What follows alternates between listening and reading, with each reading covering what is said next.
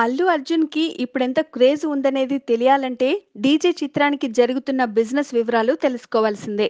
'బాహుబలి 2' తర్వాత అత్యంత భారీ మొత్తానికి 'డీజే'ని థర్డ్ పార్టీల వారు కొనుగోలు చేస్తున్నారు. సీడెడ్‌లో ఈ చిత్రాన్ని 12.5 కోట్లకి కొంటున్నారని తెలిసి ఇది పిచ్చితనమని కొందరు ట్రేడ్ పండితులే అన్నారు.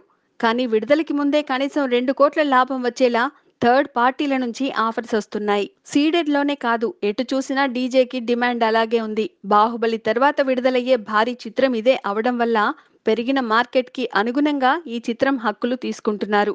ఖచ్చితంగా హిట్ అవుతుందనే నమ్మకాన్ని అందరూ వెలిబుచ్చడం, ఇంత వెచ్చించడం గమనార్హం. ఈ రేట్లు వర్కౌట్ అవ్వాలంటే డీజే కూడా 'ఖైదీ నంబర్ 150' మాదిరిగా 100 కోట్ల షేర్ వసూలు చేయాలట. 'బాహుబలి 2' తర్వాత 100 కోట్ల షేర్ వసూలు చేయడం కష్టం కాబోదనేది ట్రేడ్ సర్కిల్స్ మాట. అయితే నిజంగా మన మార్కెట్ అంత పెరిగిందా లేదా అనేది డీజేతో పాటు మరికొన్ని భారీ చిత్రాలు విడుదలైతే కానీ ఒక అంచనాకి రావడం కష్టం. ఏదేమైనా పవన్, మహేష్ సినిమాలకి ధీటుగా అల్లు అర్జున్ చిత్రాలకి రేటు పలుకుతుందంటే అతని రేంజ్ బాగా పెరిగిందనే అర్థం. Please subscribe. Hi, it's me Purna. Please subscribe.